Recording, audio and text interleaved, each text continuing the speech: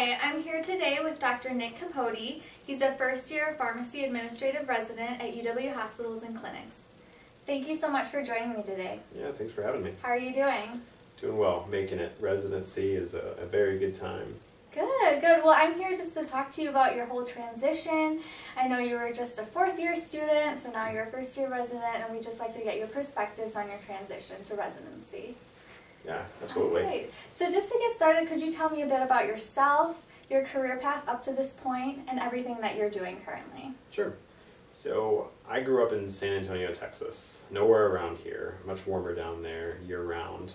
But I grew up in San Antonio and spent my time through high school down there and intended to go to college in Texas, except when I was offered a couple of opportunities in other places. So it came down to a school on the beach in California and in the middle of Ohio.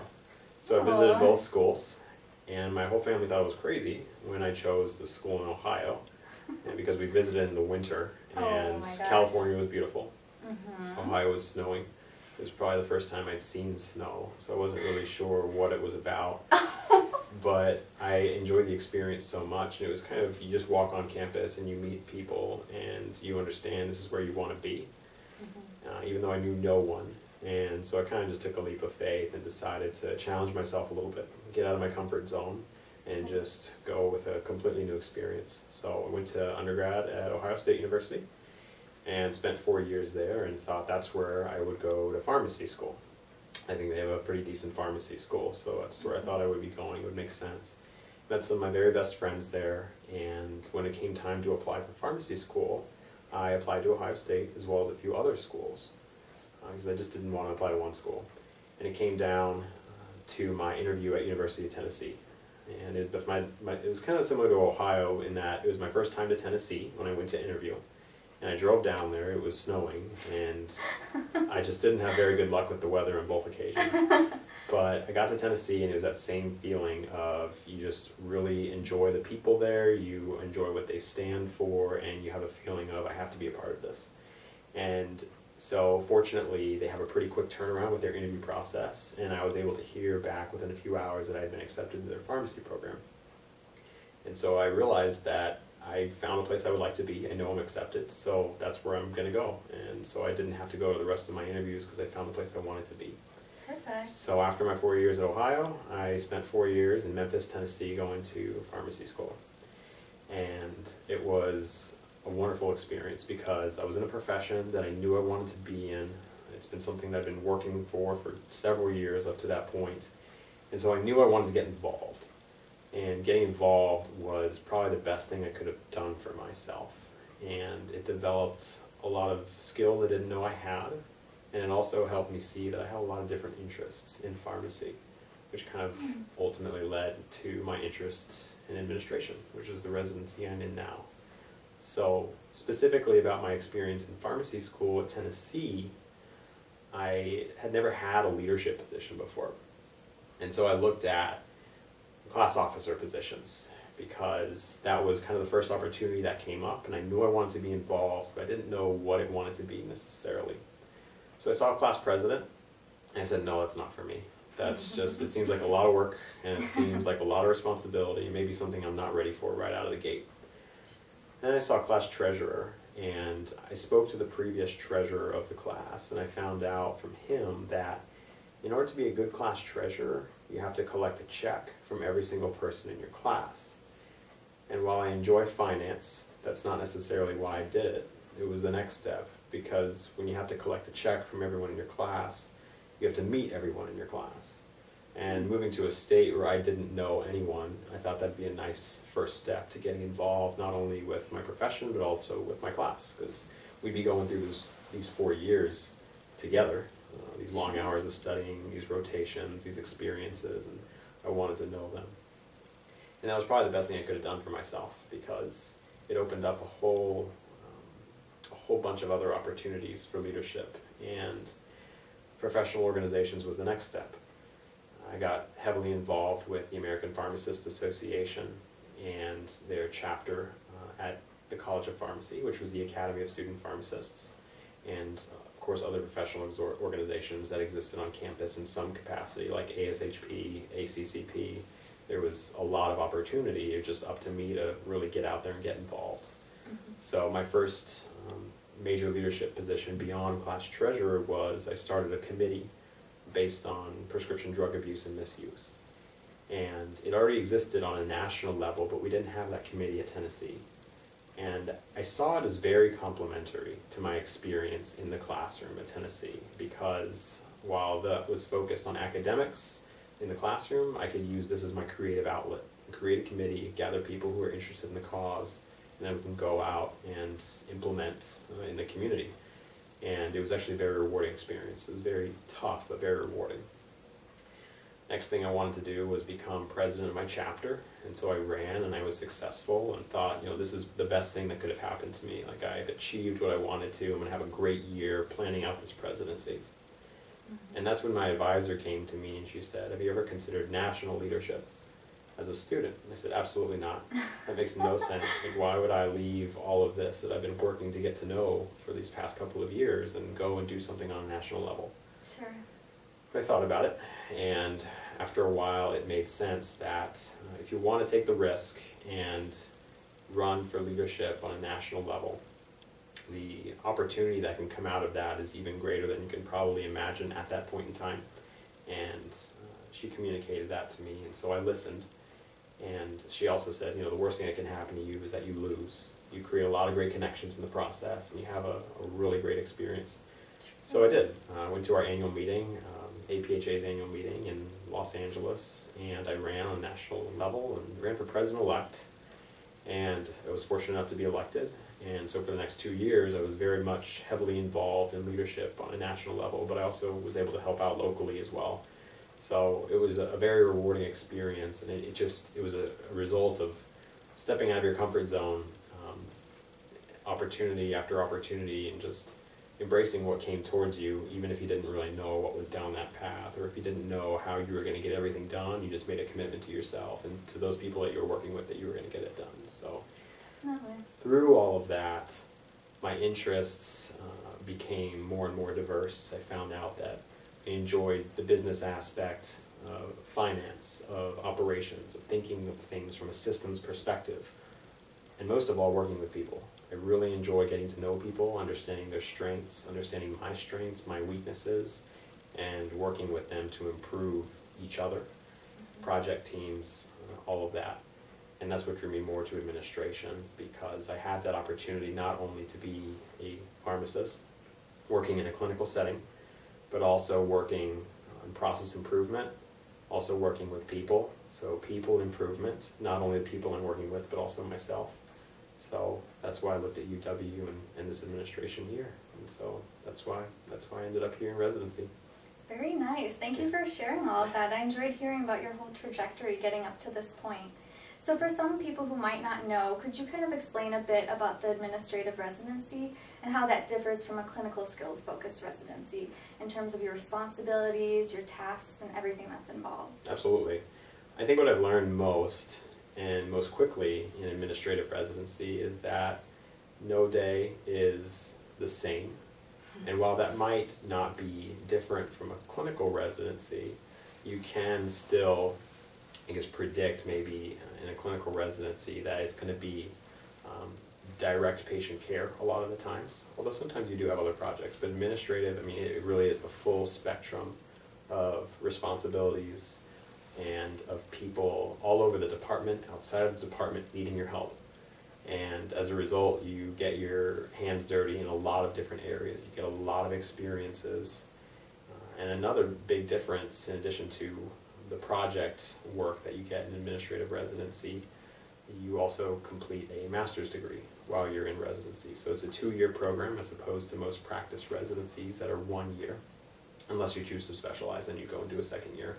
But so for administration, we are working in the clinical environment, learning what it is to become a good pharmacist, and that is number 1.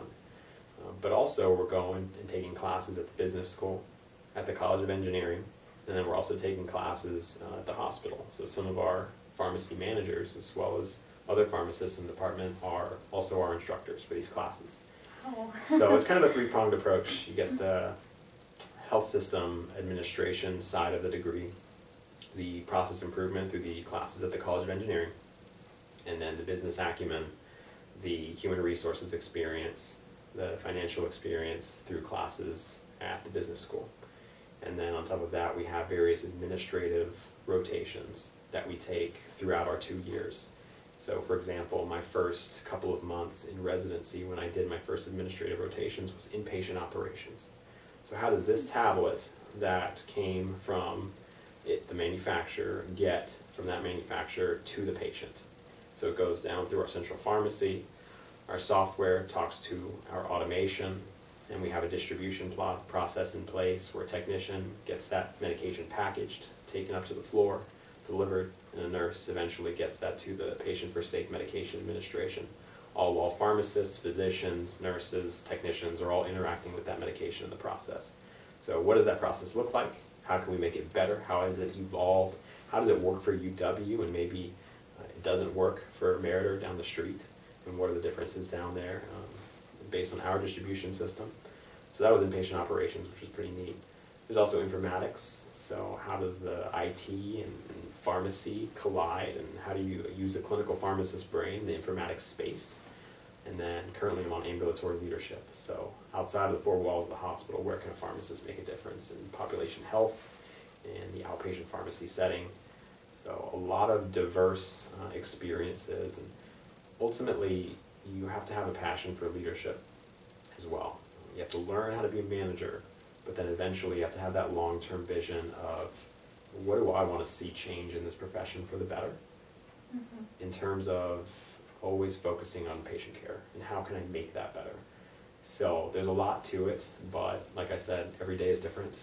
Sure. And you can't set up any barriers for yourself as I'm not going to get involved in that because I'm only interested in this, because it really is all-encompassing in as far as what you can get involved with. Wow, that's very interesting to hear how there's so many things involved with an admin residency. So some students might be considering administrative residency. What are some things that they should consider when considering going for an admin residency? What aspects should they keep in mind, and what things should they kind of prepare themselves for?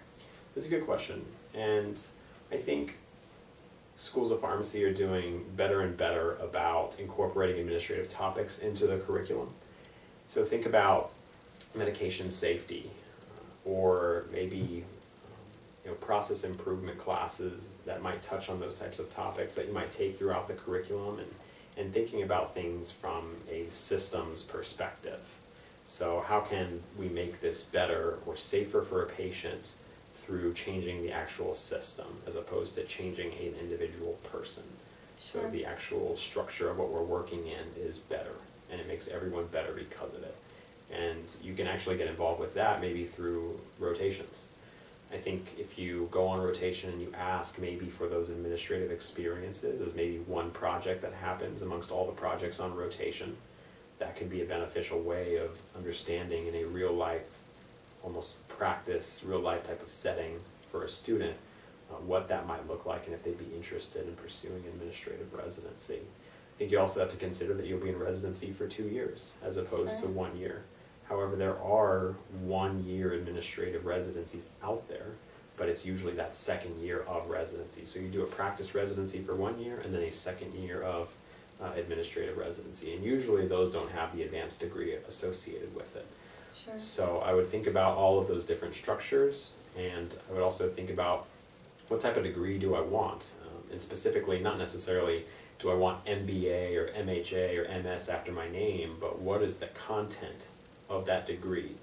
Am I going to be at the College of Engineering or the College of Business or also in the hospital learning? Am I just going to be in this one defined area? Am I going to be really strong in this area, maybe not so much in other areas? So I would look at the content of that curriculum as well. And then I would have conversations with leaders within the College of Pharmacy, whether it's fellow students who are pursuing administration, they know they want to do that, ask them why they did that, or maybe administrators in the College of Pharmacy, or maybe in the adjoining hospital as well. Why did you do that? I think it's really helpful to gain perspective around why other people choose that career path, so you can maybe put a little bit more sense to the thoughts that you've been having and why you might be interested in. Absolutely. That's a lot of great advice for students to keep in mind if they're considering administrative residency. So thanks for sharing that. Absolutely. So going along the lines of your trajectory from student to resident, could you talk a bit about what has been most rewarding for you in this transition? Most rewarding, I think, is, again, going through the process of going to a new place that has new opportunities. There's new people here, there's new ways of doing things, new ways of thinking, and just being able to add all of that to the toolbox, and also just being able to experience maybe a part of the country that I never have been to before as well. If you're able to travel for residency or maybe move, you're not necessarily geographically restricted. But again, I just think it goes back to the experience, which is coupled with the quality of the institution. I wouldn't say go somewhere that the location is grand and then the practice location is secondary. I'm at UW because the people here are quality, and also the processes that we live by here at UW are also very much quality processes.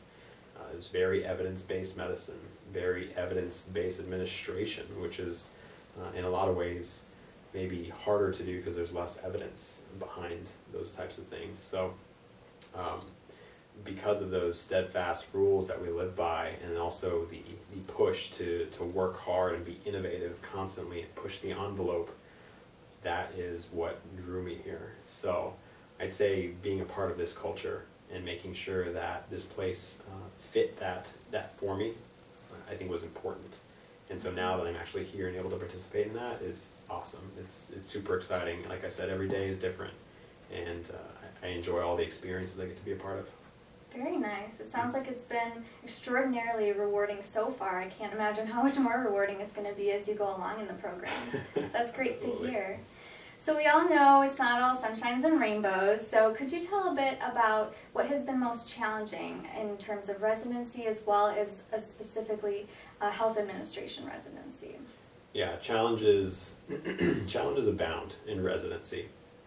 And I think probably the biggest challenge upon coming into residency excuse me, was just understanding that you have to become very good at prioritization and process management, project management, and just understanding that you can't be the perfectionist that you might always want to be. So for example, pharmacists are very type A people, as so. you all know, and you want to make sure everything is done, all the T's are crossed, all the I's are dotted.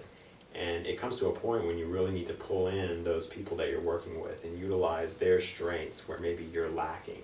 And it becomes a much more team effort in residency. So I think that was one of the biggest realizations for me, was that I can't really rely on my hardworking self to get me through in a silo. Sure. You really have to reach out to your co-residents, to your director, to those mentors and those advisors that you have in residency.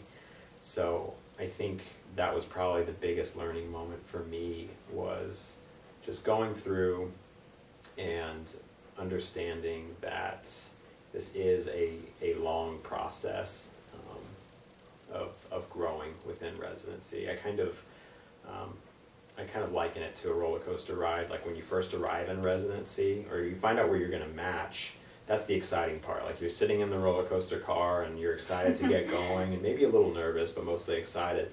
And then you start the climb, which is kind of actually getting into residency, doing the training. You start to really see what you're going to be involved with for the next few years, and you start to get a lot more nervous. And so you arrive on site, you start to do everything, and you get involved in projects. That's kind of like you leave the station, the bottom drops out from underneath you, and you start to maybe panic a little bit. Sure. And it just increases until you get to a point where you start to feel a little bit more under control. Sure. I would say that you never really get to a point where you're in control, just like on a roller coaster, but you can feel like you do have a better grasp of what's needed in residency and how that balance can play out later. And so maybe that's kind of the rest of the ride. And then as you go on from experience in residency, or roller coaster to roller coaster, you gain that confidence, you also gain that experience. So I'd say the transition can be rocky, but if you stick with it and you lean on those people around you, then it's very doable. Very nice. I feel like I just lived through that with you. Yeah, some old memories came back, definitely. Well, it's so good to hear that the transition is more of a team effort along with your co-residents and your residency directors. It's very team focused and everyone's helping each other get through it together. So that's great to hear. Mm-hmm. Absolutely. So you talked a lot about your leadership positions as a pharmacy student, and right now you're pursuing an administrative residency, which is very leadership focused. But I'm interested in how you're pursuing residency or pursuing leadership outside of your residency program. What other opportunities are you pulling in to get that leadership exposure? Yeah, something that I want to keep just at the forefront is making sure I am involved locally, on a state level, and then also nationally, at least a member and some type of participant in a national organization or multiple national organizations. So that kind of three-tiered approach is something that I think every pharmacist should take, starting a student and all throughout their career.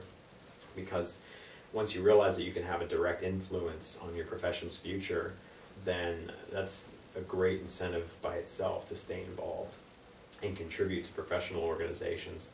So locally and state-wise, I've been able to stay involved with the Pharmacy Society of Wisconsin, which I say stay involved because I was previously involved with the State Association at Tennessee.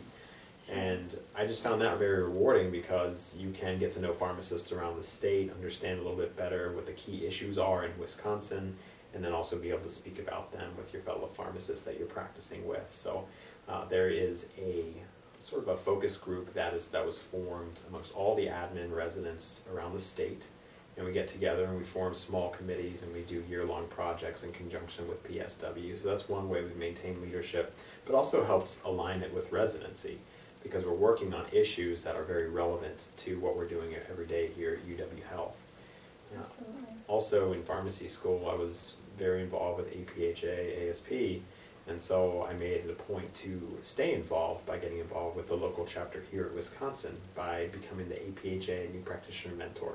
So it's been really nice to be on the other side of things and be able to help students based on my experiences and not necessarily tell anyone what to do, but just to convey experiences and then let them live through the process just like I did. Whether they run into problems and learn how to fix them or they do things really well the whole way, it's just more about the experience or the journey that you might say. And I think if I'm able to just guide them a little bit, that's, I think, enough for both of us. So that's been a really rewarding experience as well.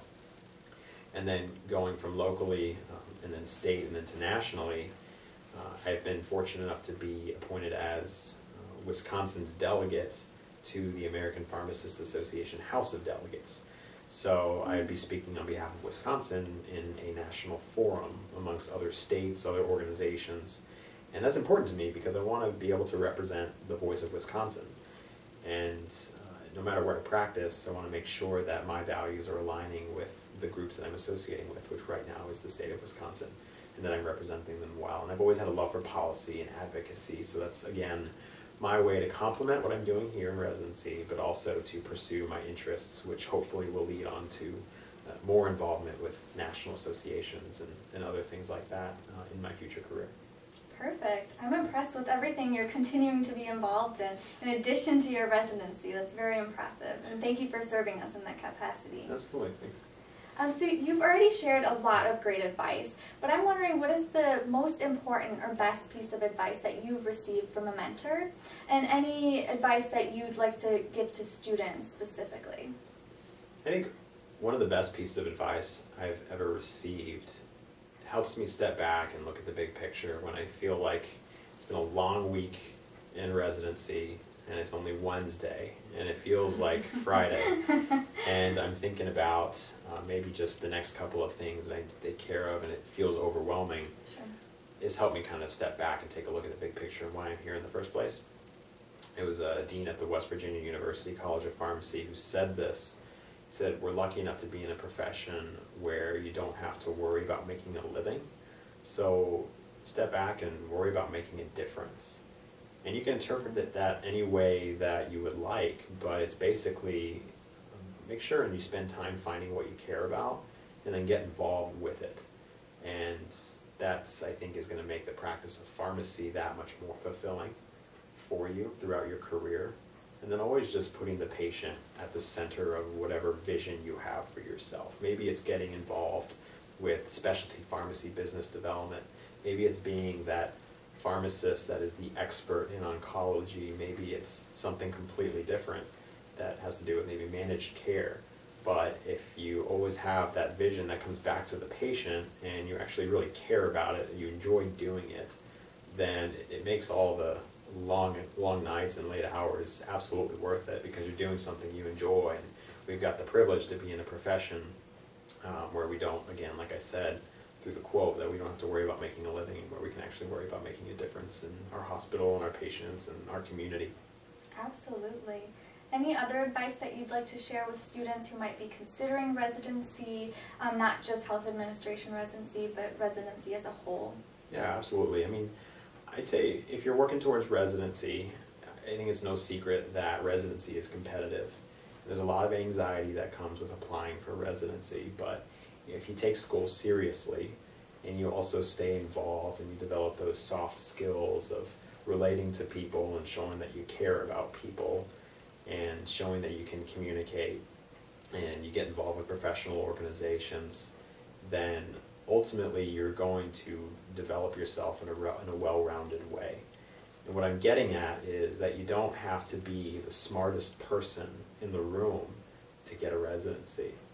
But if you can have a problem handed to you and you can know who to go to eventually find the answer, you can know what resources to go to eventually find the answer, you can be that problem solver to where no matter what is handed to you eventually, you might not be able to have the answer immediately, but if you can find it through being resourceful and thinking critically about the actual process as opposed to trying to come up with an answer on the fly that might not be right, that's what ultimately the profession needs, is people who can go out on their own and be self-directed learners, because that is an important skill that you can't teach, and it comes through experience. And I think that's going to serve you best in residency, is that kind of self-directed learner type of problem solver. Absolutely. Thank you so much for sharing all of your tips, your advice, your insights, your trajectory to this point. I feel like it's been so useful for me just to hear everything you've gone through and all of your feedback and advice.